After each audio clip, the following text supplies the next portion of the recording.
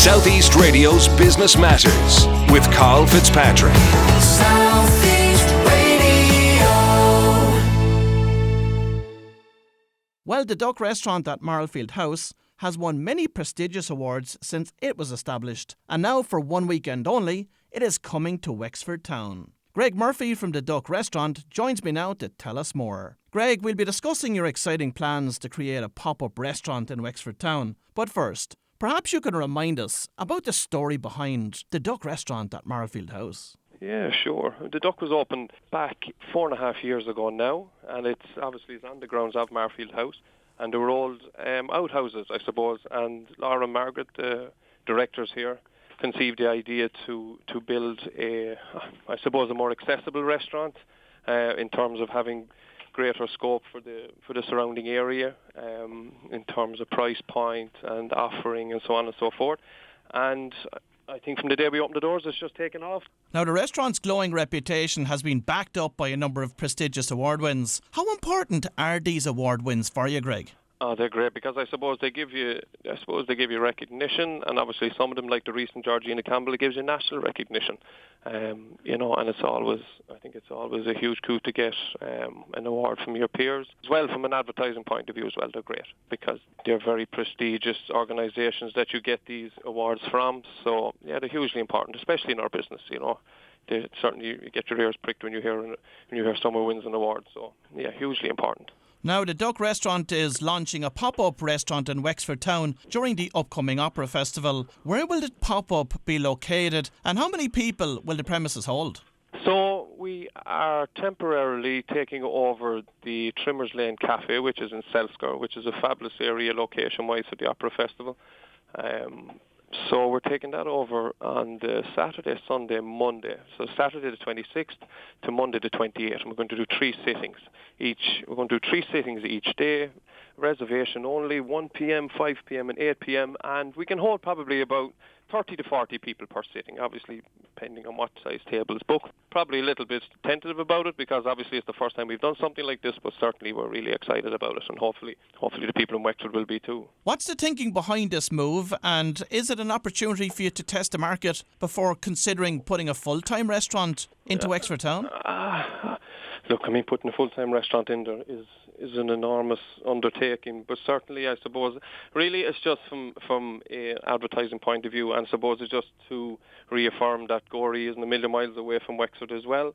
We certainly have found since we've opened the doors in Gorey here in Marlfield that we do tap into the Wexford market, because now with the new motorway and that as well, it's probably a 40-45 minute drive. So we certainly feel that if we can get the name out there in Wexford, that it'll draw more people to come up, whether just for a flying visit for lunch or an overnight stay or, to plan an event.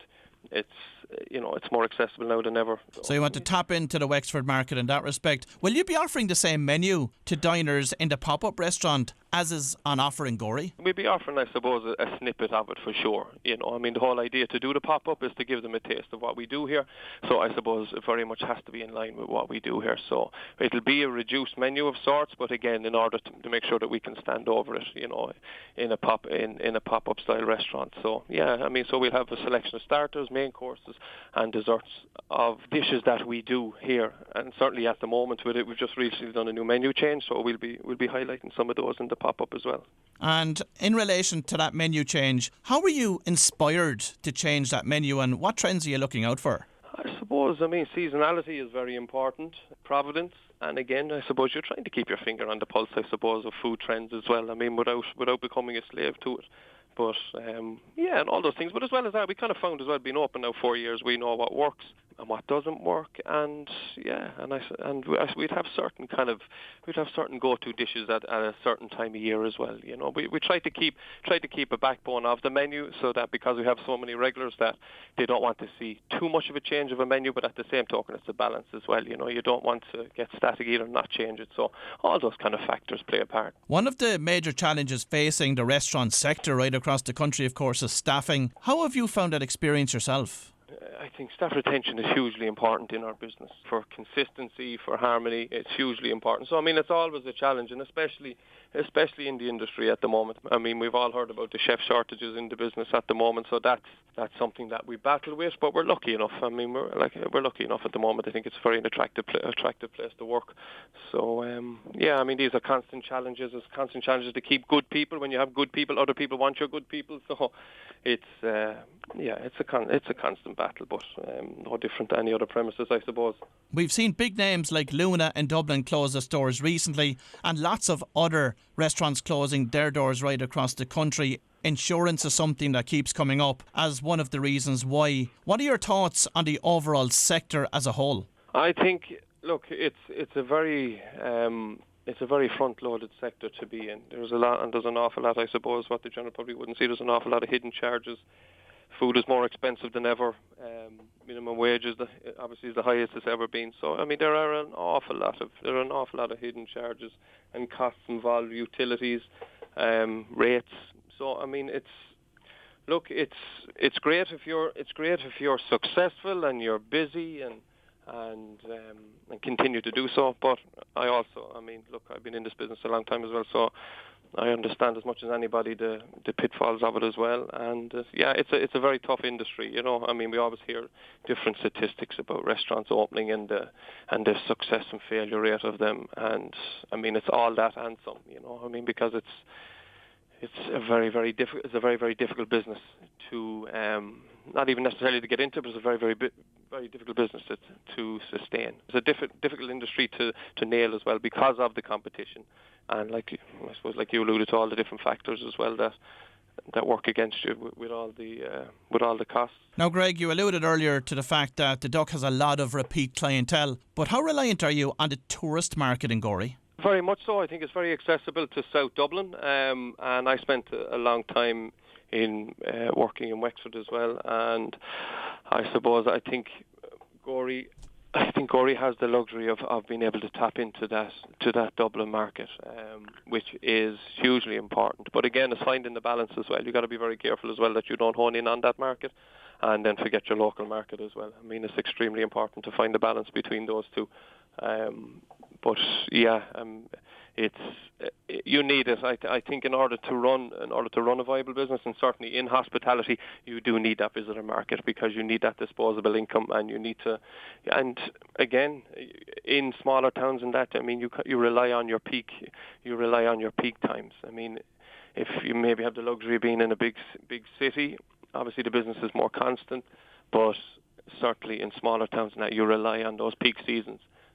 And you depend on them. You depend on your summer times, your bank holidays, your Christmas periods and that kind of thing. So, it's hugely important. But again, not to forget your locals. And just on that tourism market that we spoke about, how much of that business has been driven through TripAdvisor? Again, I think TripAdvisor is a touchy subject in our business. It's a double-edged sword, really, isn't it? Yeah, it very much is. I mean, look, it's great that it gives people a voice. I mean, but I suppose what I've always said with TripAdvisor, I absolutely wholeheartedly agree with look, and you have to take the good with the bad as well. Now, remember, you know, everybody's delighted when they get a good TripAdvisor review in, but when they get a negative one in, everybody's up in arms. But I think there has to be a balance struck there. Whereas if it's a negative TripAdvisor review, all I would ever ask a customer is give a premises, a restaurant, a bar, a hotel, whatever, give them the opportunity to rectify if something goes wrong. And if you felt then that fell on deaf ears or you didn't get satisfaction, then I think you're justified to go out and broadcast it. But my only pet peeve is that sometimes if something goes wrong, and it does, because